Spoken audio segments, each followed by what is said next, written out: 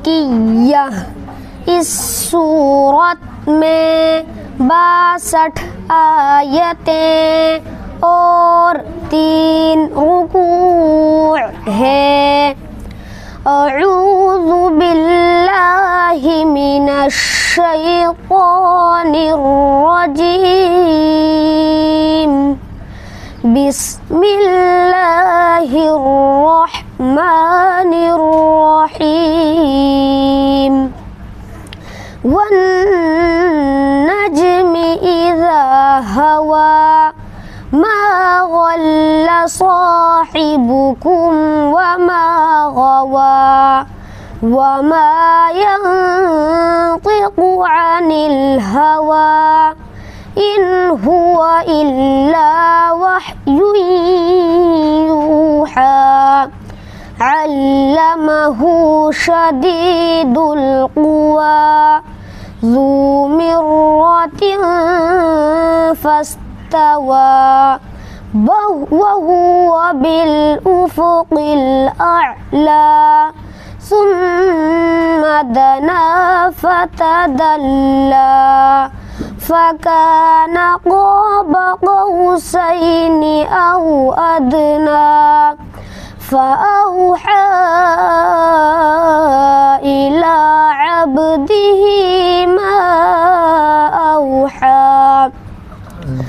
मा कज़बल फ़ुआदु मा रआ अफ़तुमारूनहु अला मा यरा। वलक़द रआहु नज़लतन उख़रा इन्द सिदरतिल मुंतहा। इन्दहा जन्नतुल मअवा इज़ यग़शिस सद्र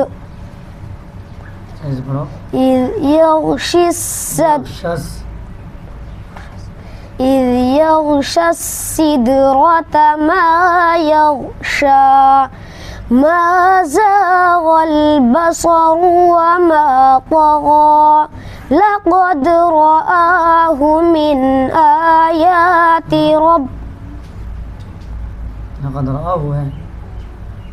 لقد رأى من آيات ربه الكبرى أفرأيتم اللات والعزى ومناة الثالثة الأخرى ألكم الذكر وله الأنثى تلك إذا قسمة ضيزى. 20 में जो याद नहीं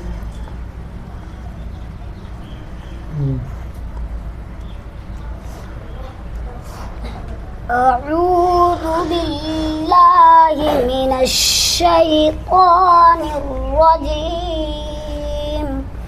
بسم الله الرحمن الرحيم. والشمس تجري لمستقر لها ذلك تقدير العزيز العليم. والقمر قدرناه منازل حتى عاد كالعرجون القديم. سورة الأحقاف مكية. इस सूरत में 35 आयतें और 4 रुकूअ हैं। अऊज़ु बिल्लाहि मिनश शैतानिर रजीम। बिस्मिल्लाहिर रहमानिर रहीम। हामीम। तंज़ीलुल किताबि मिनल्लाहिल अज़ीज़िल हकीम। मा खलक़नस السماوات والأرض وما بينهما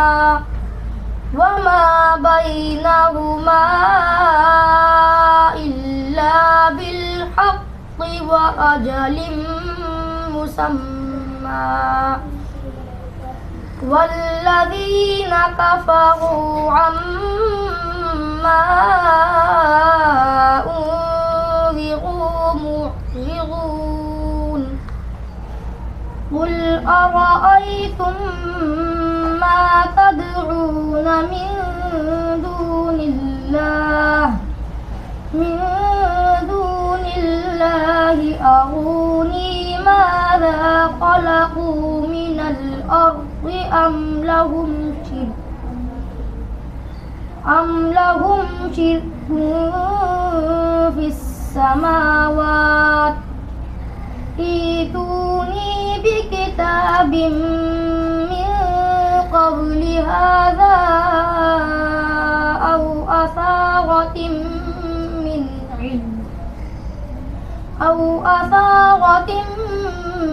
من علم إن كنتم صادقين ومن أضل ممن يدعو من دون الله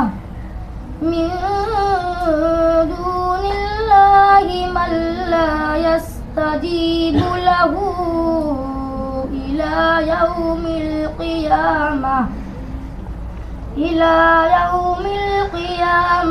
وهم عن دعائهم غافلون। आप लोग सबका पारा सुना रहे थे। सबसे पहली चीज़ इसमें है कि थोड़ा रफ्तार होना चाहिए, क्योंकि सबक के अंदर तदवीर यानी कि ना ज़्यादा जल्दी ना ज़्यादा आहिस्ता, इस अंदाज़ में सबक सुनाना चाहिए। लेकिन जब पारा सुनाने का नंबर आता है तो सबकन पारे के अंदर थोड़ा रफ्तार हो।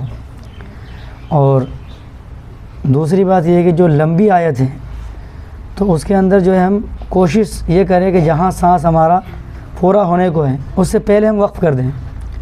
ये नहीं कि ज़बरदस्ती हम जो पूरी आयत करके रहना ज़रूरी है कि वहीं हम वक्फ़ करेंगे, ये ज़रूरी नहीं, बल्कि इसमें क्या होता है हर्फ कट जाता है और आखिर आयत या आखिर लफ्ज़ समझ में नहीं आता और ये गलतियों में शुमार होता है।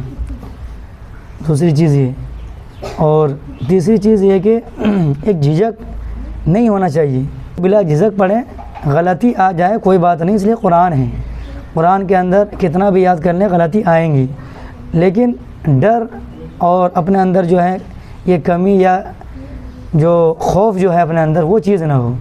और उसमें क्या है कि भाई जैसे कि आयत पढ़ते पढ़ते जो लंबी आयत होती है, अब जब सांस टूटने का नंबर आता है तो इतनी ताकत लगाते हैं कि पूरा किस तरीके से पूरा हो जाए आयत को, और साथ साथ में क्या है कि आँख भी बंद करने की कोशिश करते हैं, पूरी आँख बंद करने की कोशिश करते हैं। ये तरीक़ा ये ऐबों में शुमार होता है, तो ये ऐसे बिल्कुल ना हो, बल्कि क्या करें जहाँ पर सांस टूटने लग जाए वहीं पर क्या करें भाई वक़्फ़ कर दें।